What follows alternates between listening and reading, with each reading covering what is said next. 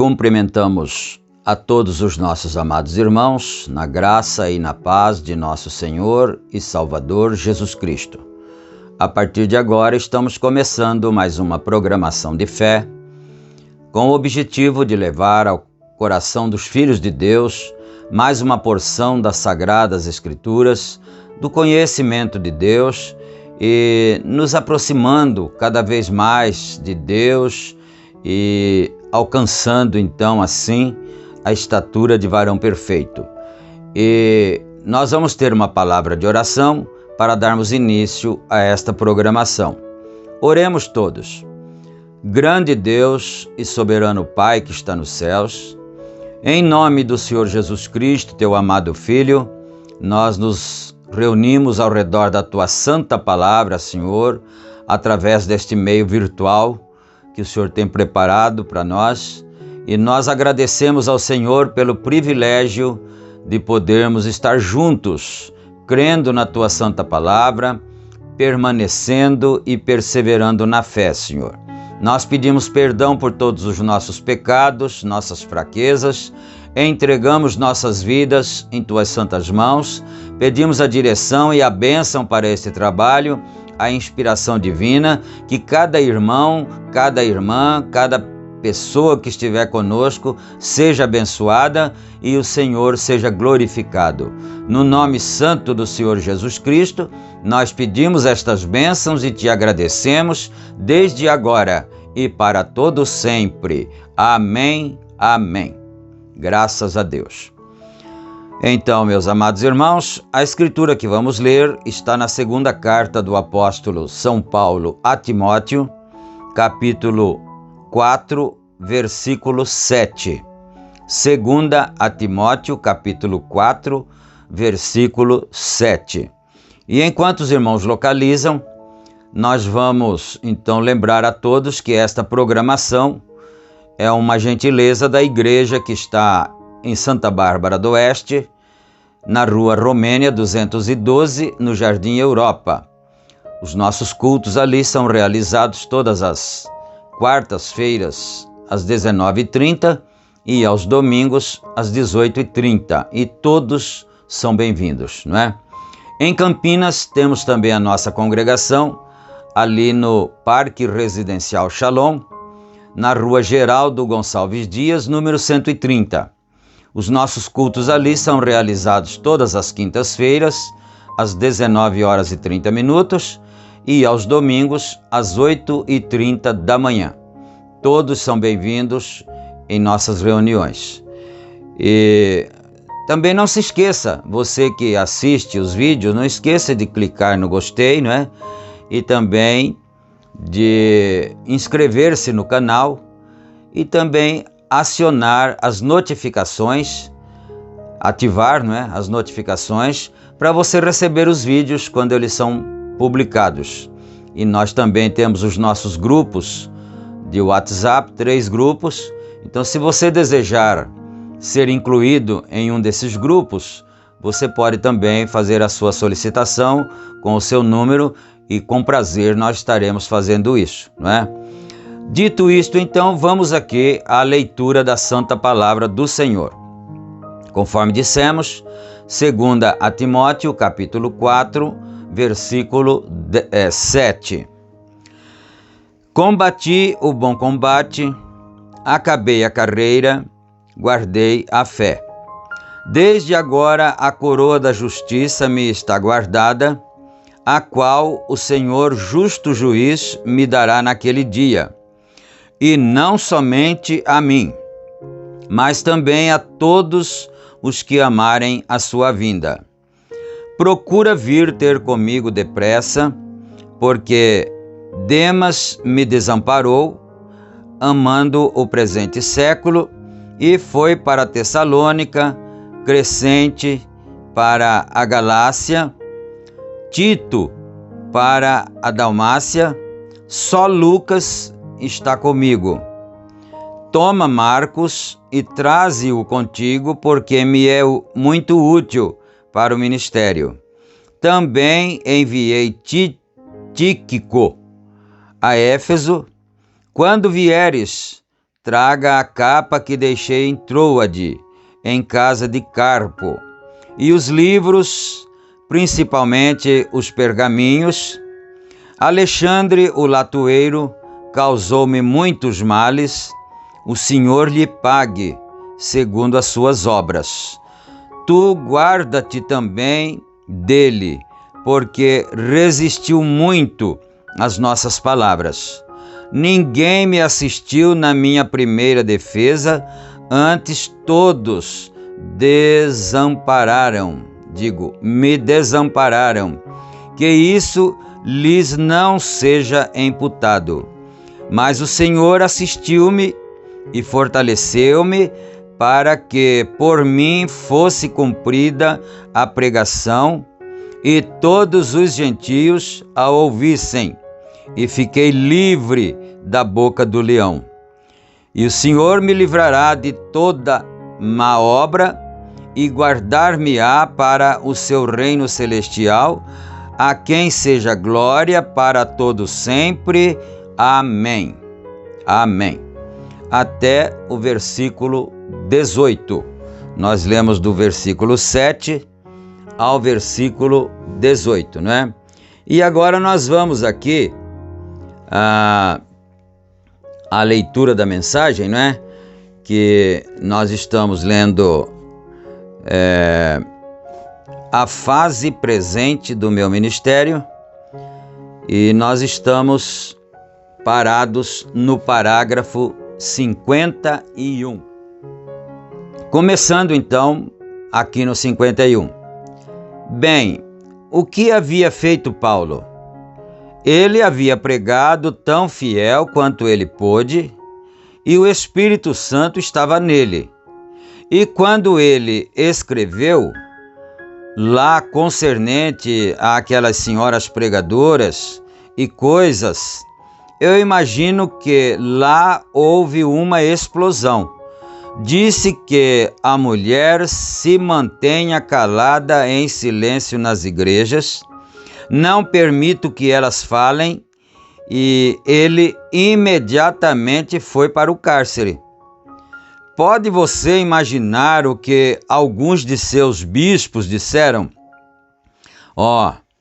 Aquele rapaz lá no cárcere, que direito ele tinha escrevendo aqui a respeito de nós? Veio. E ele tinha Timóteo, um beberrão de vinho, com ele, e então aqui está ele, lá em cima agora. Ele está alimentando a Timóteo com vinho, e aqui está ele deitado no cárcere e escrevendo. Diz-nos que o Espírito Santo deve nos dizer o que fazer. Mas ele disse: isso o quê? Porventura saiu de vós a palavra de Deus e veio para mim somente? Se alguém se considera profeta ou espiritual, reconheça que as coisas que vos escrevo são mandamentos do Senhor. Vem, a hora vem, amigos, e eu quero que as fitas vão às pessoas pela terra para lembrar que a hora da separação tem que vir. Isso deve acontecer. Eu não sei há quanto tempo eu estou do fim do meu caminho. E eu não sei, isso depende de Deus. Eu não sei a respeito do amanhã eu não sei o que isto detém, mas eu sei quem o está segurando. Então, aí é onde minha fé está edificada nisto. Amém. Essa é a firmeza de cada homem, de cada mulher de Deus, principalmente o pregador de Deus, que sabe no que ele está parado, não é? 55. Agora, eu creio que Demas não o abandonou e foi para as boates. Eu não creio que Demas fez isso, porque Demas foi um homem cheio do Espírito Santo.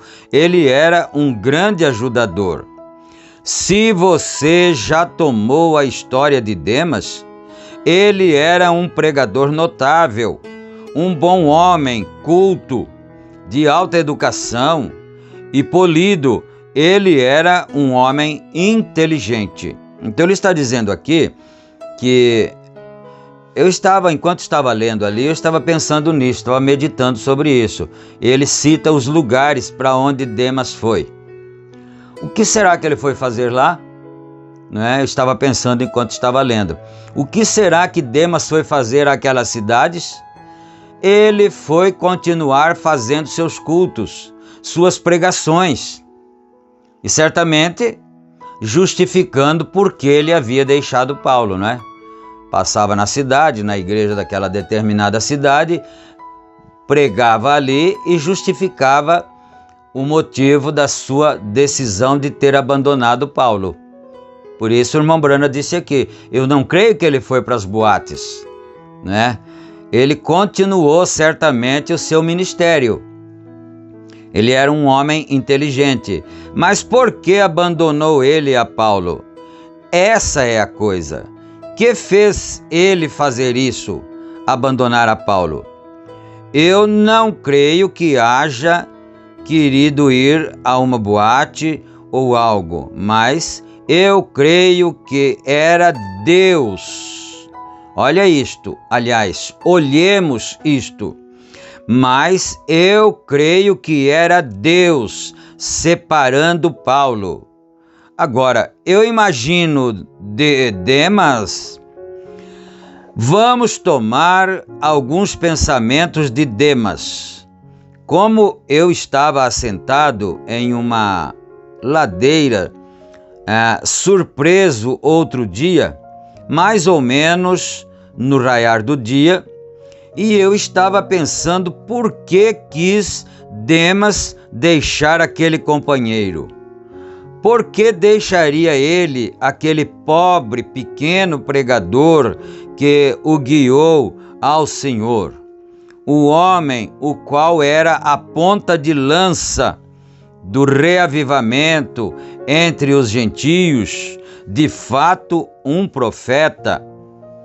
Ninguém podia declarar senão que ele era um profeta. Ele era mais que um profeta. Ele era um apóstolo, e um grande e poderoso apóstolo para os gentios, e Demas se associou com Paulo. Teve companheirismo e viu o Espírito de Deus mover sobre aquele homem, e porque virou ele suas costas a tal pessoa como aquela, sendo vindicado que ele era um servo de Cristo. Observou você Paulo aqui? Amando o presente mundo. Agora, eu não penso que Demas seja um apóstata. Eu não penso que ele fez aquilo. Mas eu penso que ele obteve uma opinião errada acerca de Paulo. Agora, Demas veio de uma família rica, e ele era rico, e dinheiro, às vezes, significa religião. Olha só, dinheiro, muitas vezes ou certas vezes, né? Dinheiro, às vezes, significa religião para as pessoas. Como eles dizem na Califórnia, se você não possui 3 Cadillacs, você não é espiritual. Então, isto quer dizer, se você não é próspero, se você não tiver a melhor igreja nesta cidade, o povo não vai. É quase daquela maneira aqui. Provo para vocês, vocês têm que ter a melhor igreja do estado, ou eles dizem, você quer dizer que está ligado a um grupinho como aquele? Então, você acompanhou a leitura, e São Paulo disse que Demas amou o presente século. E o profeta irmão Branham está compilando isto aqui, e ele está mostrando isso para nós. Demas era de uma família rica, e ele se juntou a Paulo porque Paulo era um profeta e tinha muitos sinais, né? Tinha muitos milagres, e era um grande pregador, sábio, né? Acontece que chegou o momento, que ele também disse aqui atrás, umas linhas atrás, que era Deus fazendo aquilo, fazendo a separação, e aí Demas se apartou dele, e ele disse também, para muitas pessoas, dinheiro, prosperidade significa religião. Vamos observar se isso não é exatamente o que acontece nos nossos dias. Aí a pessoa diz, mas você vai naquela igrejinha, uma igrejinha que não cresce, uma igrejinha que tem poucos membros, uma igrejinha que não tem tanta aparência, não é tão sofisticada. Ah, não. Vem para nossa, não é? Olha isso, se não é o quadro perfeito das coisas que acontecem na nossa atualidade, hoje, né? Você está ligado a um grupinho daquele, e ele disse aqui que lá na Califórnia eles diziam: se você não tiver uns quantos Cadillacs, é porque Deus não está te abençoando, não é? Então vamos aqui, se você é uma pessoa espiritual, você está captando tudo. Parágrafo 58. Vocês sabiam que nosso Senhor não tinha um lugar para inclinar sua cabeça? Vocês sabiam que ele possuía somente uma capa? Ele, São Paulo, né? Ele possuía somente uma capa, veem? E ele possuía isso. Ele era simplesmente aquele tipo de pessoa que era pressionada por todos os lados, e ele não possuía lugar nenhum para reclinar sua cabeça. Mas eles podiam ter pensado a mesma coisa e pensarem a respeito dele. E agora, eu creio que Demas viu uma falha conveniente. Não vamos perder essas afirmações de William Branham, o profeta de Deus. Eu creio que Demas viu uma falha conveniente. Conveniente, sabe por quê? Porque às vezes a pessoa já estava com vontade de abandonar, já estava com vontade de sair, mas precisava ter um motivo plausível, isto é, uma falha conveniente, que viesse bem a calhar para justificar a sua atitude, não é? Então vamos aqui. Uma falha conveniente no ministério de Paulo.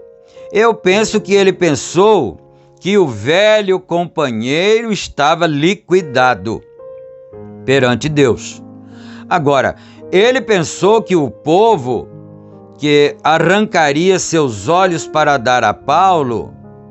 Agora, Paulo disse isso, ele disse: se possível fora, arrancaríeis os vossos olhos e mos daríeis. A causa que Paulo, nós pensamos, tinha os olhos ruins, porque ele disse: tenho escrito com letras tão grandes. Ele disse letra grande, mas eu tenho o Lexo, o dicionário da língua clássica antigas, né? É uma nota aqui do tradutor. E ele disse com grandes letras. Ele estava em Roma na prisão, lá havia algo errado.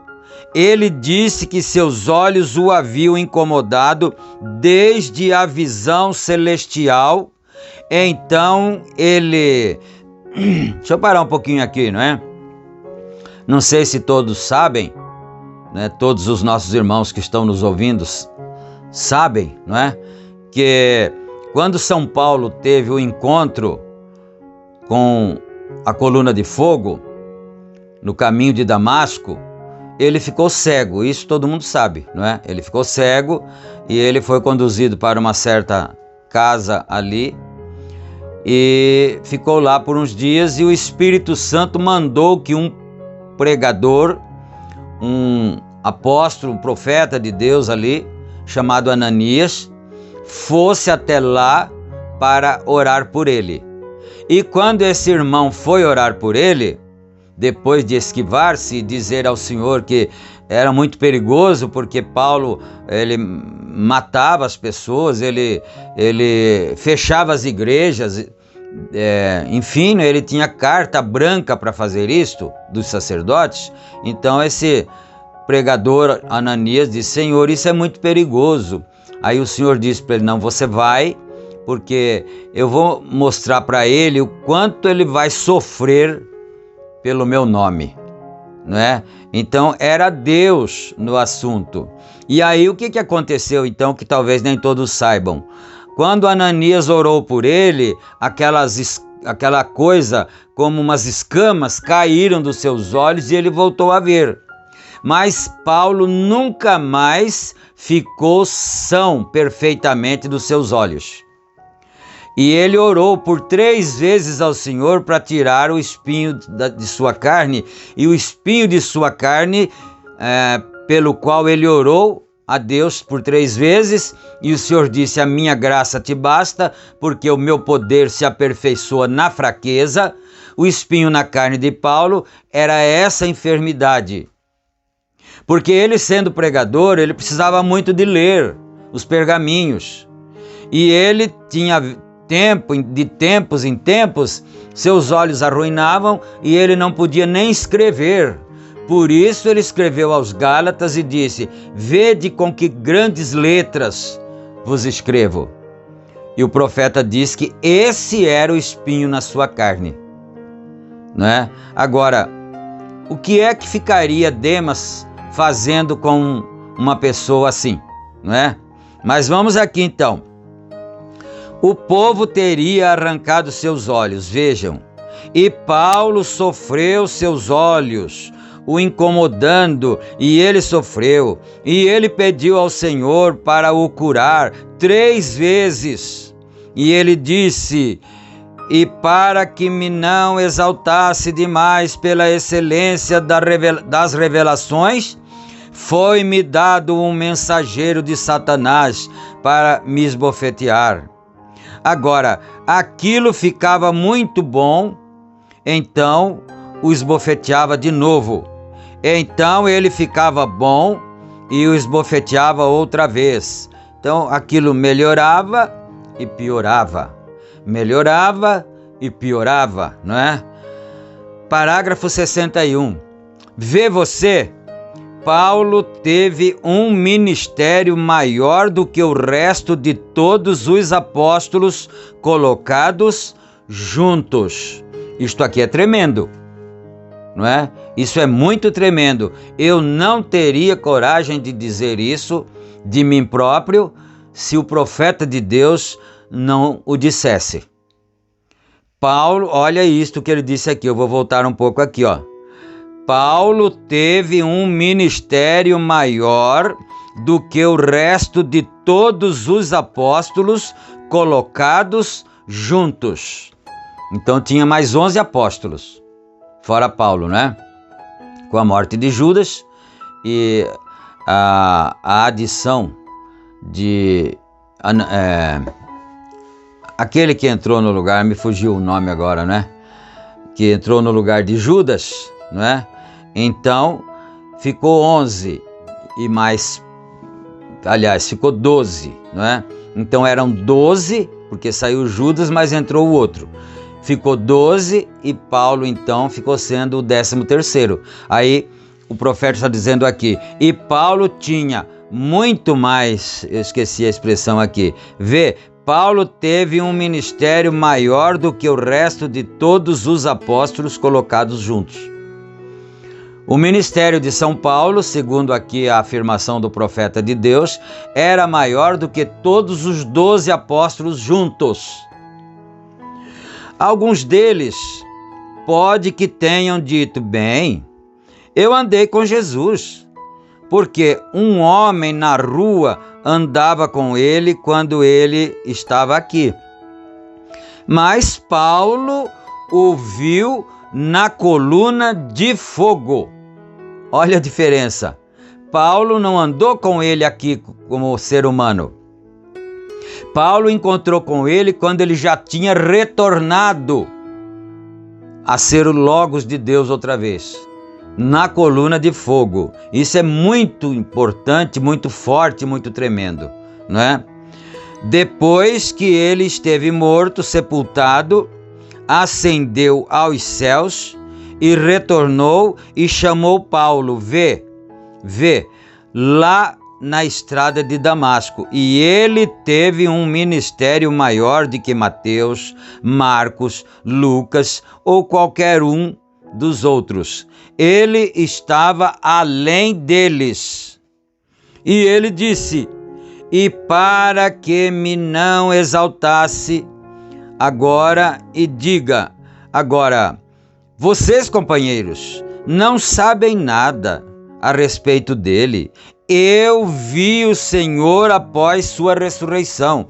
Quer dizer, ele poderia chegar e dizer para os outros companheiros apóstolos: vocês não sabem quase nada a respeito dele, vocês o viram aqui em carne, depois ele morreu e ressuscitou, vocês o viram, depois acabou, né? Depois que ele ascendeu ao céu, eles não o viram mais. E então o profeta está dizendo, ele poderia, Paulo, chegar aos outros e dizer isso: eu vi ele depois que ele voltou a ser coluna de fogo de novo. Isso é muito grandioso, nós sabermos estas coisas.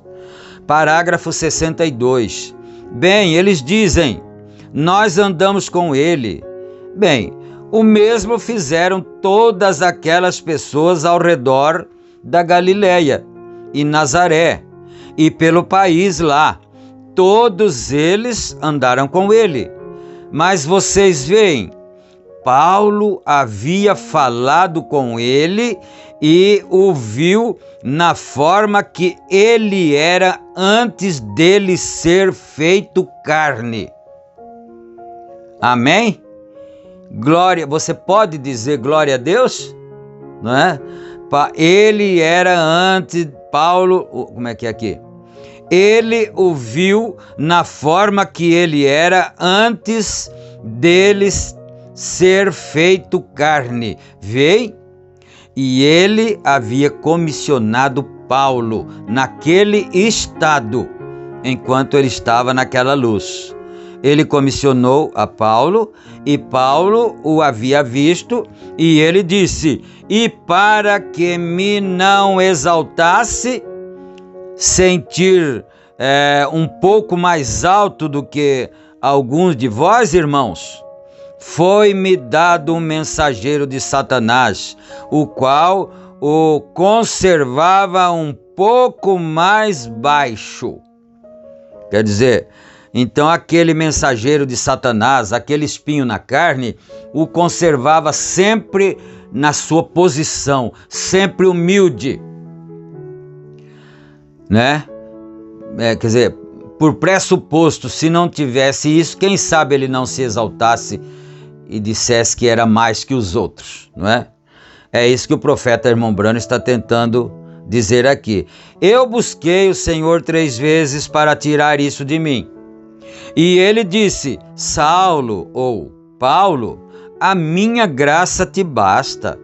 Então Paulo disse: gloriarei nas minhas fraquezas, porque quando estou fraco, então é que sou forte. Vem, gloriarei nelas, nas minhas fraquezas. Aleluia. Agora, observou você agora um homem o qual teve um ministério maior do que qualquer do resto deles, os quais haviam estado no campo.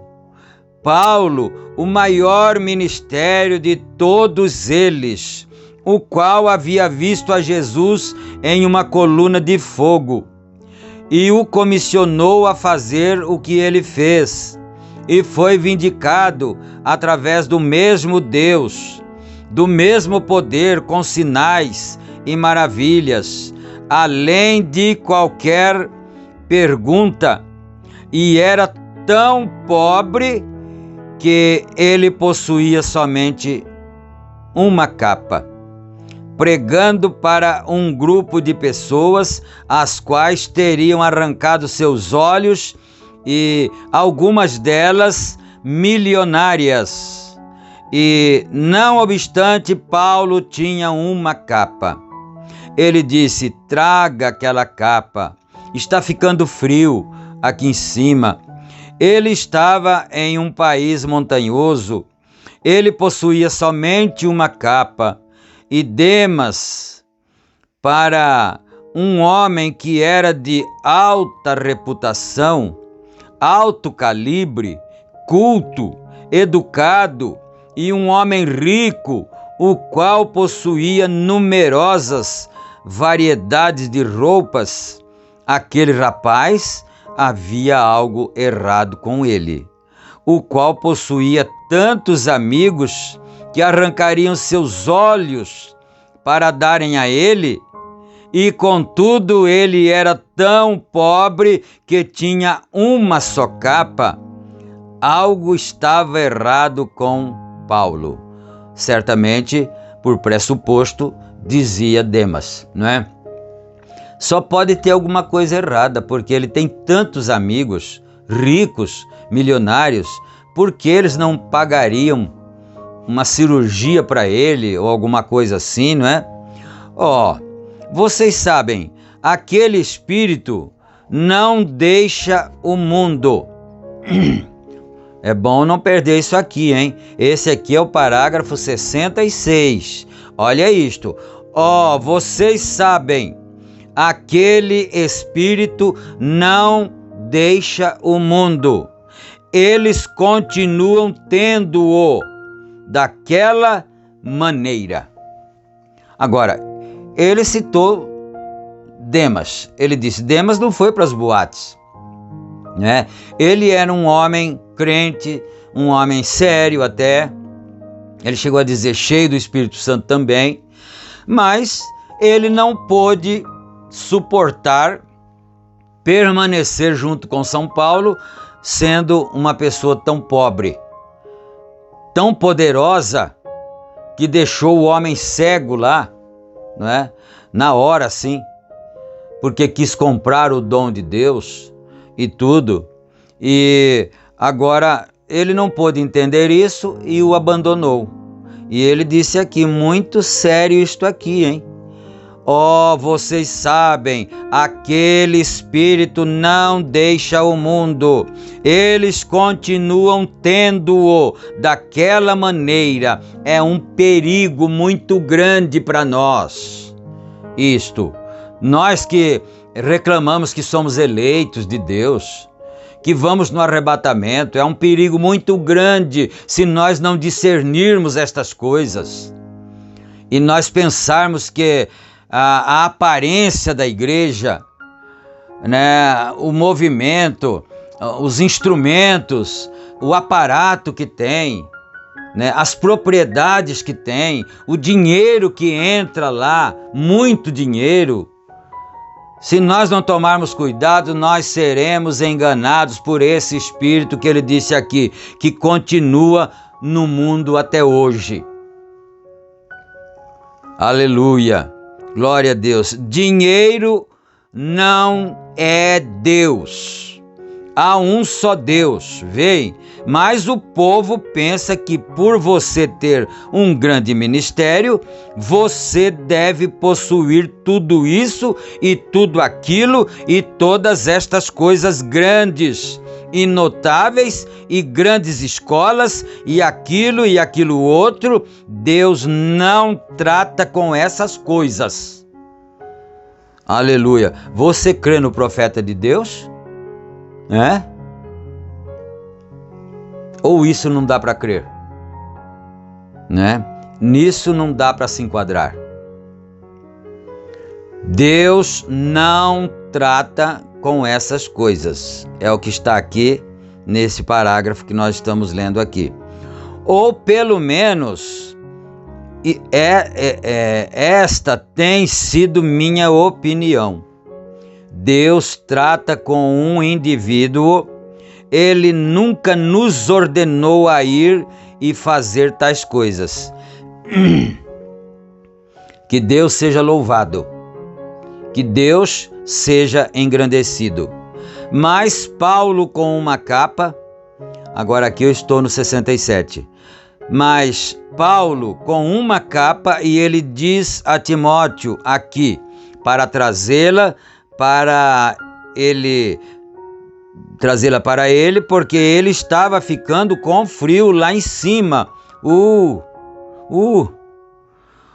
homem que teve um ministério que pregou para 10.000, como o fez Paulo, e um ministério que podia operar todas as espécies de milagres, e viu a Jesus em uma coluna de fogo, o comissionou, e contudo possuindo uma capa. Demas disse, um companheiro como este ele o deixou. Lamentavelmente, esse espírito ainda está no mundo hoje. É o que disse o profeta aqui. Mais um parágrafo. Agora, quando ele estava aqui em cima pregando para Troas, encontramos que havia um homem lá em cima que era um latoeiro, e ele era um vil, e ele odiava o cristianismo. E ele fez tudo o que ele podia fazer a Paulo, jogando-o na cadeia. E Paulo mesmo avisou a Timóteo da mesma coisa: guarda-te dele. E aqui está Demas. Ó Deus, permita que o povo ouça isso. Aqui estava Demas de pé, ao lado de um homem que havia ferido a um com a cegueira por haver contendido com ele. Agora vocês, pregadores da igreja, coloquem suas capas agora. Certa vez um me disse, faça-me cego. Faça-me cego, você tem o Espírito Santo, faça-me cego. Eu disse, você já está cego. Vem? Vamos parar aqui, né? Você já está cego. Para que mais fazer você ficar cego, não é? A principal visão que você deveria ter, que é a visão espiritual, você não tem. Você já está cego. Vamos orar agora. Gracioso e bondoso Deus, Pai de nosso Senhor Jesus Cristo, acabamos de ser ensinados, Senhor, pelo mensageiro da tua igreja aqui, da 7ª era da igreja, Senhor. Acabamos de ser orientados para nós ficarmos atentos sobre essas coisas que acontecem, esses espíritos que operam no mundo agora, disse o profeta de Deus. Pai, perdoa nossos pecados, nossos erros, nossas fraquezas, Senhor, e ajuda-nos, ajuda cada um de nós a prosseguir mais na linha reta, alinhados com os ensinos do mensageiro de Deus. Ó Pai bendito, cura também os doentes, os enfermos, liberta os oprimidos, repreende os demônios que operam dentro dos lares, dentro das famílias. Em nome de nosso Senhor Jesus Cristo, ó Pai, nós entregamos nossas vidas nas mãos do Senhor, para a tua bendita glória. Amém, meu Pai. Amém, Senhor. Graças a Deus. Então, meus amados irmãos, nós estamos chegando ao final de mais esta apresentação de hoje. Nós agradecemos a Deus por esta oportunidade e, se Ele permitir, nós estaremos juntos novamente aqui para nos alimentarmos. A nossa alma se alimenta da palavra. Então, que Deus nos ajude a todos, no nome santo do Senhor Jesus Cristo. Amém. Amém.